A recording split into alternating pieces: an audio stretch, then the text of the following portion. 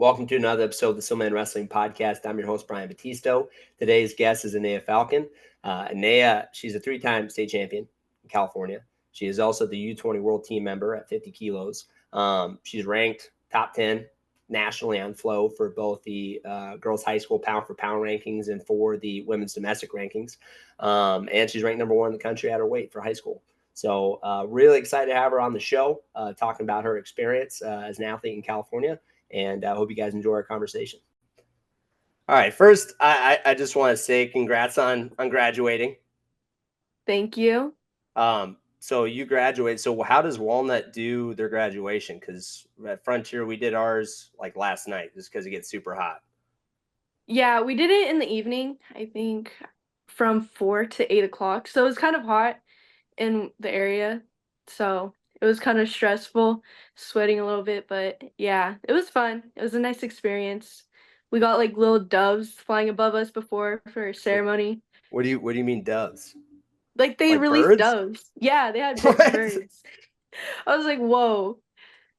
I mean, they just let them off in the air and they just let them go? Yeah, they just let them go. I think they come back. I hope so. Well, I don't know. I feel like it would be hard to catch them after you let them go. I know. Well, I was thinking about this because I coach at Frontier, and we had a couple of kids graduate this year that wrestled during COVID, and COVID's kind of always that weird time that sometimes people reference or talk about, but it was definitely a weird scenario with training. Mhm. We had a couple of seniors that were pretty tough this year, and they kind of missed that first opportunity their freshman year to be able to compete. You being a three-time state champ, undefeated. Maybe talk about that freshman year and not being able to wrestle at the traditional state tournament, and maybe what your training was like. Yeah, so my freshman year, I kind of think that the COVID year was a blessing in disguise for me, just because I really got to focus on mostly my wrestling. I mean, I had to take on school, but I feel like the school systems weren't that strict at all. And so I kind of was just working out the whole time, doing school on the side, and I saw myself yeah, I progressed a lot more in my wrestling. I've noticed a big jump from my 8th grade year to the beginning of my sophomore year. And so I think that really helped me achieve all these goals and where I am today. Yeah, it was definitely I think for everybody just kind of a blessing in disguise in a lot of Yeah. ways because you had your school, but it wasn't like you had to be there for most of the year. It's like you did Zoom and things like that. Um, and then you can kind of structure your training in a different way where you can get like maybe a morning workout, or you could go and maybe have your afternoons a little bit open. You were training with Pounders Wrestling Club down there, right? At Yeah, I'm that with time. Pounders. Yeah. So what was, I guess, the training situation like with Pounders at the time during So in COVID? the beginning of COVID, we didn't really do anything because we were just all kind of scared.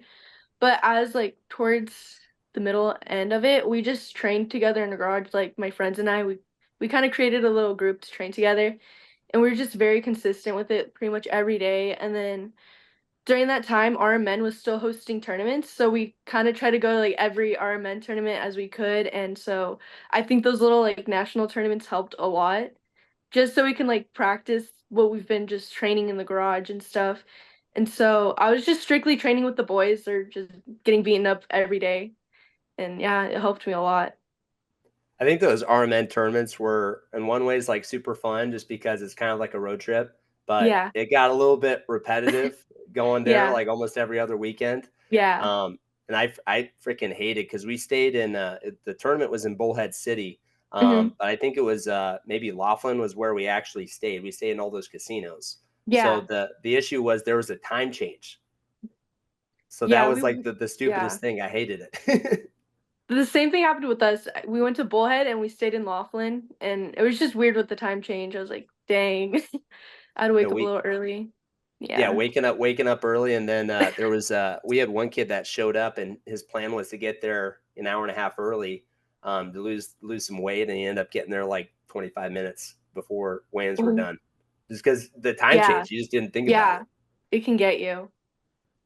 But I think at the same time, it's like this was kind of became like a regional tournament Hmm. where you kind of got to wrestle people from like there were teams from like Colorado.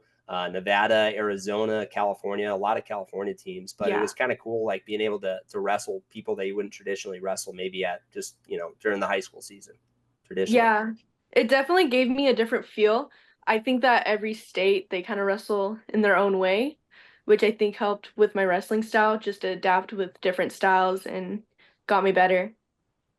Yeah, I was going back and I was watching some of your matches from this last season, and also I think you wrestled Audrey Jimenez a couple years ago, and that was kind of a dogfight. Yeah. But Yeah.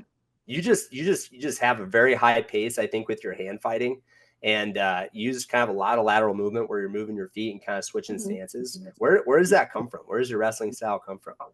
I think I've always been sporadic. Even in my jiu-jitsu, I've kind of been pretty sporadic. And so I think I just kind of do it because I'm like, they're not going to know what my next move is going to be if I'm just keep on moving my feet, changing my stance. And so I think I also adapted it from watching UFC because I grew up watching a lot of UFC. And so I was like, that looks pretty cool. I want to be like them. And yeah, I kind of just imitated it in my wrestling. Who's your favorite UFC fighter? When I was younger, I really liked Conor McGregor, but as I got older, I just like, And then I really liked Uriah Faber, No Love, and then Chris Cyborg. She was probably my idol at that time. I mean, she was in Bellator, but like I really liked watching her fight. She's very humble.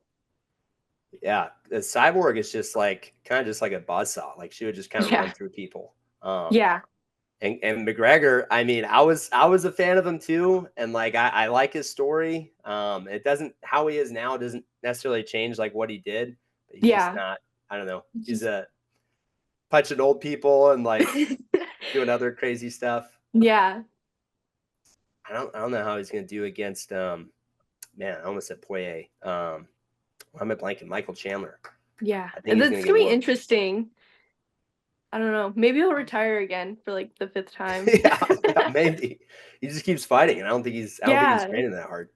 No. I want to talk about this. So I was again like I'm a wrestling coach, and I like obviously I like watching wrestling, but Mhm. the way you kind of hit that single leg, and I know you got world championships coming up, and you're getting ready for college, so I don't want to like Yeah. say something. This is your strategy, but No. you just get to that single. I feel like from a couple different ways where you'll go maybe collar tie with your left, and you'll step in with your right and reach. And I'm trying to think. I think you hit this on maybe Nyla. You hit it from an over collar. When you start maybe developing this kind of offense, do you remember when you maybe started hitting that single leg and when you started kind of finding success to it? And then how do you kind of build that into, I guess, continuing to develop your offense from that? Over time, because I've always done the single leg even since my jiu-jitsu days is like the first ever takedown I learned. So I kind of learned to perfect it and then I started doing different setups with it. And then from a defensive standpoint, when I was wrestling Nyla, I kind of thought of it on the spot. I was like thinking about doing a different move, but I was like, no, I'll go to this move instead. I thought it was much safer and I would score more. And so I was like, oh, I didn't really know if I could do it or not. And then I taught myself that I could.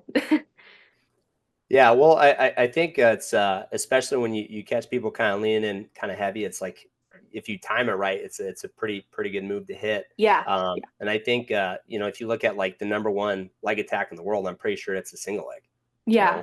know, and yeah, and I think just continue to kind of define different ways to get to it, especially when you get into college. I mean, that's sometimes the transition, but if you think about the best wrestlers in the world, they kind of have a signature thing, and it Yeah. seems like it's that single leg. Yeah. A lot of them, what I've noticed in the freestyle world, I see that they shoot the single to the leg lace a lot, Hmm. or they either throw. But I want to try to get the leg lace perfected from my single leg and see where I can go. Yeah, if you can get a lace from a single leg, it can be normally kind of a game over situation. Yeah. You got hit with a pretty nasty lace, I think, against Nyla, and I Yeah. already I already saw the results. I'm like, dude, how the heck did she come back? I think you were down like 6-0. Your head touched out of bounds, so you guys were out. And Yeah. it just seems like you kind of been in that situation a couple different times, and you just keep trucking along. Yeah. During my training process, my coach really emphasized putting me in really bad positions so I don't panic in those positions. And so I kind of tried keeping calm and staying my composure. And so by doing that, it really helped me in that match because thinking in my mind, I was like, wow, I have a lot to come back. And so after getting that first takedown, I started building up my confidence. And then from there on out, I was just like, all right, yeah, I'm good. Yeah, I mean that's kind of what wrestling is about, right? It's like Yeah. things happen, and you just have to move on to the next thing. And with freestyle, you can't ever relax. Like if you Mm-mm. have a 9-0 lead, you can't relax Yeah, you because still people can can score lose. points super quick. It's a big mental game. Yeah, for sure. And I watched Kyle Klingman's what you did on FloWrestling, Hmm. and I already had all these questions like kind of written down, and then I watched the Flow episode that you were on, and I was like, dude, Hmm. Kyle is such a great interviewer, man. He took all my dang questions.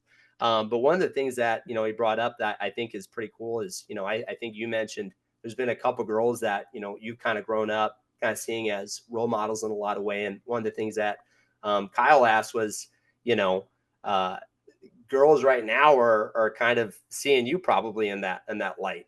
Yeah. And I feel like that's kind of maybe in one thing, it's got to be something pretty humbling to feel. Um, does that maybe put you under any kind of pressure at the same time? Whenever I wrestle, I try not to think that like people are watching me. I'm kind of like in my own world. Like it's just me, the wrestler, the ref, and then my coach. But outside of wrestling, I'm like thinking to myself that people are actually paying attention to what I'm doing. And so it really tells me that I need to be a good role model for these individuals. And so I kind of push myself into doing better for myself just to show that people are capable of doing whatever they want if they really put their mind to it. Yeah. How do you kind of mentally build yourself into that mode? You talked about when you go out and you're wrestling, everything else kind of goes away and you're able to just be present. I feel like that's something that's so hard for kids like nowadays. Not saying you're a kid, but I'm saying for younger Yeah, wrestlers. yeah. How do you get yourself to that mental point? Honestly, I think just because I've been competing for so long, it kind of naturally came to me. And I think it just comes with maturity too. And so I think you have to realize that you have to stay not really focused. I mean, you have to focus, but you just have to have confidence in yourself. And so once you build that confidence, everything kind of goes away. At least that's how I see it. Yeah, confidence. So you weren't always maybe a super high level wrestler that you are now. How do you kind of get to that point where you just have that confidence? Getting beaten up by the boys and seeing that like these girls are gonna be stronger than these like high school boys. And so being able to like feel how they wrestle me and wrestling my way out of these bad positions in practice, I think it really showed my confidence. And even just doing all these little tournaments helped. Like I said, quarantine, that really helped my confidence too. Yeah, so basically just getting your butt whipped by the boys Yeah, and pretty and just getting much. a lot of matches. Yeah, I think that's cool. I was so we had a girl that was at your weight that was wrestling. She was the 8 seed, so I was kind of like thinking, all right, what's her path to get on the podium? So we kind of Mhm. scouted you a little bit, and she ended up losing. She got upset at the first round. When you think about maybe just kind of the field that you kind of had to wrestle with, you had a couple matches that were close. Your quarterfinals and your semis were close, but they were close Yeah. for kind of different reasons. Your quarterfinal match, I'm trying to remember. I think you wrestled against a girl from Gilroy, and you beat her 2-0. It wasn't necessarily Yeah. a high scoring match, but when you're coming in, you're the one seed. You're a two-time defending undefeated state champion. Obviously, there's going to be some people that you're going to wrestle that are going to Mhm. kind of tighten up, not necessarily take a lot of risk. I know mentally you kind of have that maturity because you've wrestled a lot of high competitions. But it is the quarterfinals at the state tournament, and there is a lot of eyes on you, and it's a lot of cameras flashing and things like that, and things can get crazy pretty quick. I guess when the match was close, kind of going to that third period, she chose neutral. Like, what's going on in your brain? In my mind, I think these girls like the whole entire season, they were just their goal is to keep it close and then try to hit a big move on me. Like I think that was their way of trying to beat me. And so when she picked neutral, I was like, all right, I guess she's probably gonna do the same thing what she did in the first period. And so I kind of just kept on trying to hand fight, open her up. And so that was just so hard to open her up because they all kind of distanced themselves. And so it's kind of hard for me to wrestle these girls when they're just so far. Like, I'm not going to dive for a shot because that's just going to open me up to like being vulnerable and being scored on. And so I just kind of had to play it smart with all these girls and try to keep it tight and then catch them on their little mistakes. Yeah, I feel like it's also got to be frustrating too. It's like, and then maybe that's part of the strategy. It's just like, all right, Yeah. I know I'm fine, you know, and normally the refs kind of keep eyes on that kind of thing and are able to call stalling. Hmm. Your semifinals kind of turn into a dogfight in maybe kind of a Yeah. different way. You know, you give up a takedown and kind of an awkward stall call, and a mat Hmm. return position. It ends up being tied. So Yeah. it's tied 5-5, and I can't remember how much time was left on the clock. But again, you did a good job just kind of collecting yourself and just, all right, I'm just going to go get a takedown. And it was just kind of just all business. You get a takedown right on the edge. Kind of same thing, you know, and I feel like you kind of already mentioned this. You're able to just kind of just stay dialed in and we're able to get out and score still. Yeah. Well, I think the weight cut kind of got to me too because I think I was a little big for 105s, but I really wanted to get that team title too, so I kind of like just kept that in mind. But the cut, I felt much weaker. I was like I just felt terrible during practice. But I just like I said, I tried staying dialed in and that match, I was just like, all right, I'm almost done. I just need to get one more shot. I had it in me. I knew I could do it, and so I kind of did it. And yeah, I won that match. It was a lot closer than I would have expected, but a win is a win. I got to the state finals, so at least I made it. Yeah, that the way like the schedule, the state tournament, it's 3 days. On Friday, I think I know that the girls' schedule is a little bit different than the boys. Hmm. On Friday, so they just had the quarterfinals, right? For the girls through, there's Yeah, 2 rounds. yeah. We only have one match. That's so you're basically, I mean, you're kind of just chilling, and then you have your quarterfinal, and Yeah. then it's kind of quick turnaround. You got to get your weight off, and then sleep, and then wake up, get warm. Um, Hmm. I so one thing that we talked about on the show before is maybe ways that we can kind of reschedule the state tournament. You know, doing it 3 times over a 3 day setting. What are some things maybe that you do like about the state tournament, and what are some things that you don't like about the state tournament in terms of just how maybe the mats are set up, how it's scheduled, things like that? Honestly, the state tournament is still my favorite tournament out of all the tournaments I've been to. I really love the atmosphere. It's so professional. It makes us feel like college athletes. And so I would change the 3 day just because the weigh-in thing is just so like draining if you're cutting a lot. I mean, I think they do it so they can prevent kids from cutting so much weight, but there's not really a way of going like turning away from kids cutting so much. Like they're fighting for a state title. And so obviously there's gonna be people that are gonna be working hard to like make that weight. But that's about it. I would just change the 3 day thing. But everything else, I think it's cool. I really love how they do boys and girls just because it gives the girls a spotlight too and showing what we're capable of doing. Yeah, and I think that's important. You Yeah, know, so I've talked about this a couple of times on the show, but do you know who Laura Ayers is? I've heard of her. So she's the wife of Chris Ayers. She's the director of operations for Stanford Wrestling or Cardinal Mhm. Wrestling Club at Stanford, and she's like a kind of a Division 1 advocate for growing women's wrestling. And I had her on the show, and there's a story that she talks about, and as well as Chris Ayers talks about, you know, with kind of getting their daughter into wrestling. And it was one of those things where he's, you know, a college coach and he coached at Princeton before Stanford. And, you know, he would bring his kids to practice. And, Mhm. you know, his daughter was always watching practice on the side. And at one point, you know, he goes home and he talks to Lori. And he's like, hey, do you think like she would want to do this? You know? And there's like, I don't know, you know, they ask her and she's like, yeah, I've been waiting for you to ask me to get me into the sport. Yeah. And when I kind of watched that for a long time, I've been kind of a traditionalist, you know, to when it comes to wrestling. Especially when I was younger, I was in middle school, and it's kind of awkward sometimes for a boy to wrestle a girl. And you know, hearing that story kind of changed my perspective a lot. And then the other thing is, I'm getting married this summer. Oh You wow, know, and congrats. yeah, thank you. My fiance is always talking about having a daughter. right? And those kind of two things kind of coincide with, well, I want to make sure that if I do have a daughter, like she has the same opportunities that I had, and I feel like this sport's for everybody. And it's something that everybody should do.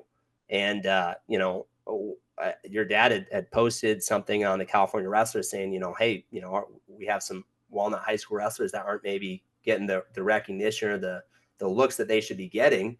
And, I was like, dude, I'll have an A on. Like that'd be cool to talk. I think that coinciding with kind of what we talked about earlier, trying to promote girls wrestling. That's something that I have a podcast. Like if I really feel that way, that's something that I have to do as well. I have to be able to promote it and kind of share, cool people's stories like yours. Yeah, thank you. I mean, it's really cool that people are promoting and like trying to push for women's wrestling. It's definitely grown a lot, and it's really cool to watch just because wrestling used to be seen as like a manly sport, a masculine sport. I mean, I'm not taking that away, but girls wrestling, I think we're a different style of wrestling, and I think it's really cool to watch the difference between boys wrestling and girls wrestling because I think it's just a different style. I don't know how to describe it, but it's fun to watch. There's definitely some weird parts that like Yeah. so my brother was the head girls coach this last year for Frontier, and it was like we're talking because we're roommates, and he's like, the whole like picking top thing. It's like, why are we picking top? And I feel like, there's that was one of our advantages. We would choose down and we could get out. Yeah. But it's kind of like what you said. It is a little bit different. Throwing is a thing. Like, Yeah, it's huge. in high school, it's like, don't teach head and arms, but with the girls part, it's like upper body attacks and things like that work really well. I'm trying to think of other ways. Maybe it's just a little bit different. Yeah. There's definitely a difference. I I don't know how to describe it, but it's visible. And it's just unique to watch to see the differences, and I think it exposes wrestling to the different things that you can do in the sport. Like how do you mean, like the ways in which like you can like score, like how your style can be? Yeah. So girls are a lot more flexible, so they can get out of a lot more positions in weird ways. Like I've seen some crazy stuff that girls have done. Like pinning somebody with an armbar, you can kind of get Yeah. away with Yeah. that with the boys, but like when the girl's elbow can go on the other side of her head. Yeah, it's crazy. I think I've watched Walnut Wrestling a little bit the last couple of years because there's been a lot of individuals that are pretty tough, but I think it's pretty cool that you guys collectively as the girls won a team state title. And you mentioned earlier in your semis finals that was maybe one of the things you were thinking about. Um, Obviously, I think it's cool winning your third state title, but it's got to be cool like winning with your team. Yeah, it touched me a lot more. I mean, obviously it took teamwork to do. I'm not taking that away. I think all of us as a team, we worked very hard to get that title. We all wanted it.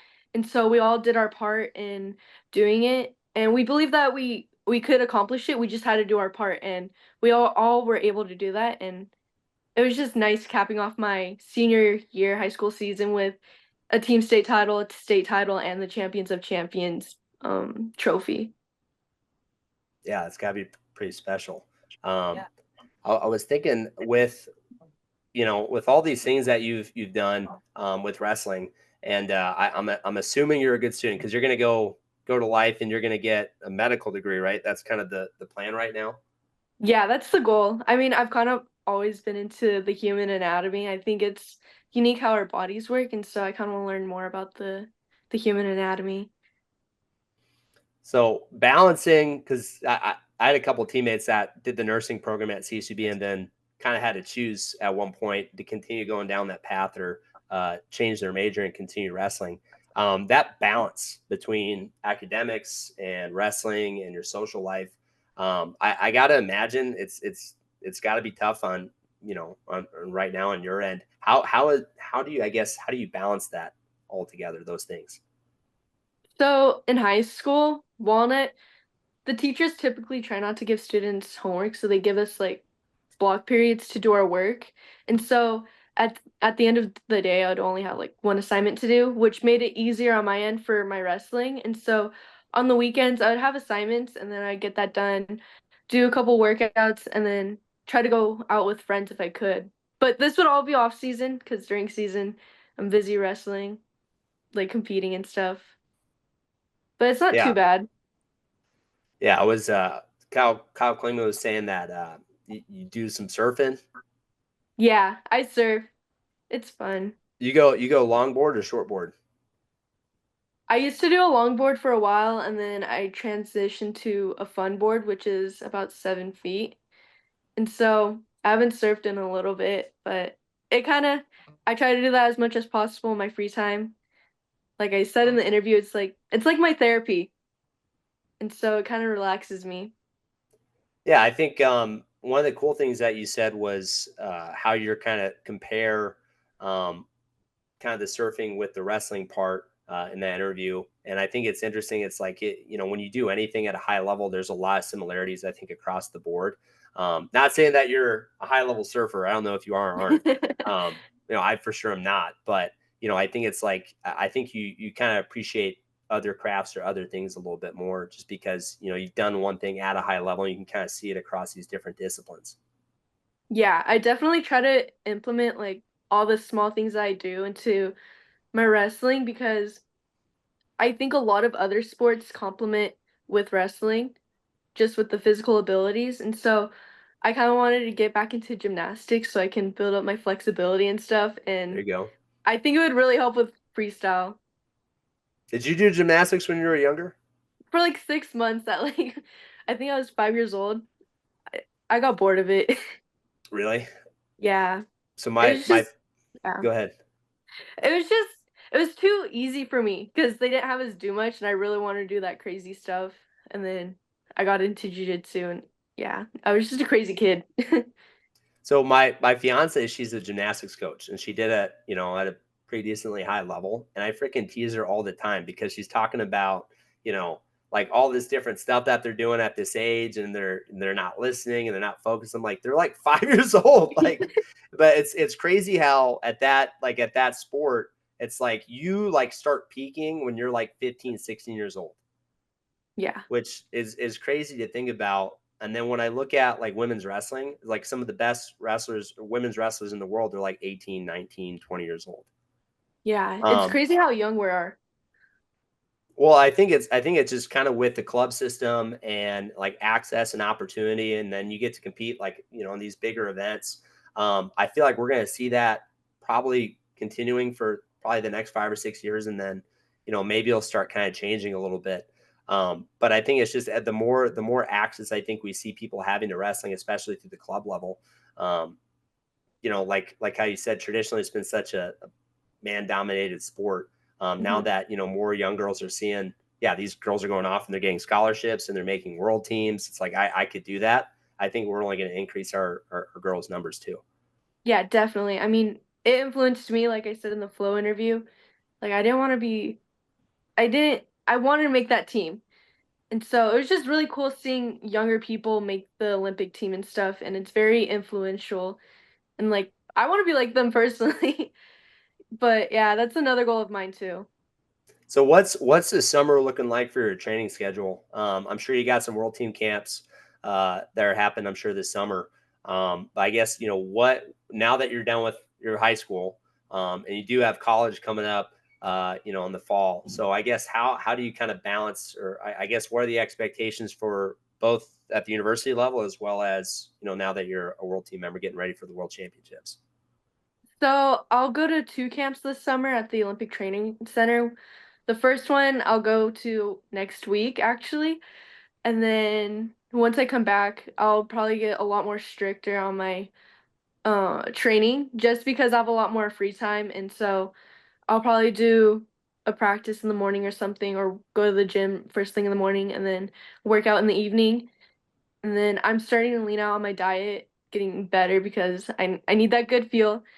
And then I might go to Georgia in the summer just to help with my freestyle a lot more because obviously women's wrestling is freestyle, and so I'll have a lot more training partners in the freestyle aspect since my club we primarily focus on folk style. Yeah, so you'll be going out to Georgia. You said when, in a couple weeks after you get done with Colorado? I think in August. In I might August. head out early, yeah. Okay. So I guess go first Colorado. Olympic Training Center is a pretty cool place. I've only heard about it, never actually been there, but that hill that you get to run, you know what I'm talking about, where it's got all those different logs and it's like super steep. Do you know what I'm talking about? Yeah, my friend told me about it. They're like, you get to run the hill. I'm like, what? I'm like, okay, I can't wait. Well, I think it's like, you think it's like, oh, I'm going to just run straight up this thing. And you get to the Mhm. top and it's just a walk. It's like it becomes like a crawl. So Yeah. looking forward to that, I'm sure.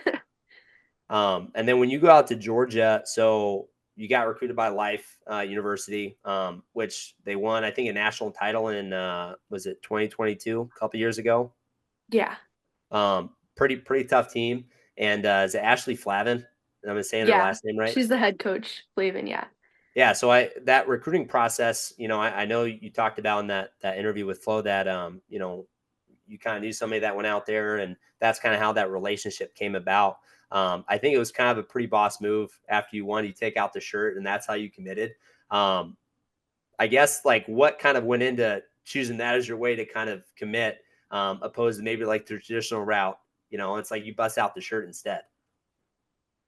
I wanted to do something different, and so I was like, people aren't gonna expect me to go commit to a school in front of everybody on the big stage. So I was like, I'll try it, I'll do it. So I got my shirt ready, and so I kind of practiced it with my coach before the finals. I'm like, Yeah. you better throw the shirt right after I get my hand raised. And so that's why I was kind of waving my hand, or yeah, waving my hand while I was getting my hand raised, just because I didn't want to miss that moment. It was like a once in the lifetime moment. So I was like, It's cool. I got the spotlight on me, and so everyone's gonna be looking at it." And then just hearing the crowd cheer after I held up the shirt was pretty cool. Yeah, I thought it was funny. So you spike your headgear, which is something that we actually had one of the state refs, Rick McKinney, on the show, and we were talking about the new high school rules, and we kind of asked him, it's like, what's up? What is their perspective from spiking the headgear? And I think if you're in the state finals and you win, you want to freaking spike your headgear, do it, like go for it. Was that something that was planned, or was that just kind of in the moment? You're just fired up, wanted to spike it. No, everything like the only planned thing was the shirt thing, but Okay. I was not expecting myself to throw the headgear. I was just like I just had so much energy and I was just so excited and happy for my team and I. Yeah, and you should be excited. It's like you just won your third state title. You're undefeated. Your team won a team title. Heck yeah, send that Yeah. sucker. So making the U20 World Team, World Championships are in Spain. Couple questions with that. So you're gonna go to Spain. Have you ever competed outside the country before? No, I just barely got my passport for it. That's something that it takes like a month or two, right, to get your passport. Yeah, I had to get it expedited to like make sure I get it in time. Yeah, because that would be lame if you didn't get it. Yeah, I worked all this and then not being able to go just because I didn't have my passport. So obviously, like wrestling internationally is a little bit different, just because you're feeling just the different styles that different countries have. But then also the travel part's a little different, like the food, like being on the plane for that long. Is that something you've kind of done like any research on, or is that something that you maybe talk to people about, maybe how that some of those differences are? Yeah, so my uncle, we're going to Spain twice actually for our world team. And so he's going with me the first trip and he's kind of been traveling, so he kind of knows the way around. So I'm like gonna be with him, trying to like try new foods, trying to stay healthy. And so I think it's more of an exciting experience for me just because I get to try new things. But I'm also kind of nervous because during the world team meeting, I think the girls went to Jordan last year, if I'm not wrong, and I heard a lot of them got food poisoning. Oh, no, I remember that because Yeah. like all the girls just looked like crap, and even some of the boys, like some of the guys, like they looked a little off too. Yeah, so I heard it was a rough trip, so I'm hoping that's not gonna happen. I don't know how you deal with that. Like, Yeah. I don't know, have a sacrificial lamb go first and just eat it and then wait a couple hours and then eat. Yeah, it's kind of scary, but I think I We should be fine. Yeah, you'll be fine. I think how you kind of handle adversity. I think you'll be okay. I'm trying to remember. There was somebody that was like went to the hospital and like was I at know the the hospital Blades and then like came got back. really sick. Yeah, I don't think That's he'll from what I heard. I'm trying yeah. Yeah, a couple people got sick. I think maybe Gilman got sick. I think Gilman was there and Gilman got really sick. Hmm. I can't remember if it was Kenny Blades or dang, I can't remember. But I remember it was Yeah. like, dude, why is everybody looking so bad right now? I Um, mean, they performed pretty well for being in that like position. Most of them placed for the most part, which is pretty impressive. Yeah, I mean, again, it just goes back to that's kind of what wrestling is, right? It's like things Hmm. are going to happen, whether you made a mistake or things are happening outside of your control, and it's kind of just on you to be able to deal with it, and that's why Yeah. this sport's so awesome. Um, well, hey, we're kind of getting to the end here, but I kind of just want to leave it kind of up to you. Is there any final things that you want to say before I let you go? I just want to shout out my team and my coach, Camilo Gonzalez and Pounders Wrestling Club. Without them, I wouldn't be where I am today. They really helped me and the support system amongst my family and the team. They really helped push me to my full beneficial benefit. I can't speak. It's hard. Like this, talking with somebody, especially you don't know, it's kind of a weird thing. Sometimes, yeah, but it's good. No, I think you did good. So yeah, thank you for coming on. Just moving forward, like anytime you want to hop on the show and just talk about what you're doing or how training's going or how that transition is into college, please like keep in touch and love to have you on again. Yeah, I would love to be on here again. Thank you so much for giving me this opportunity, like I said. And yeah, I'd definitely come back on. Cool. All right. I'll be cheering you on. Don't get food poisoning. Have a safe trip and have a good training over the summer. Thank you so much. God bless. All right. Thanks, Anaya.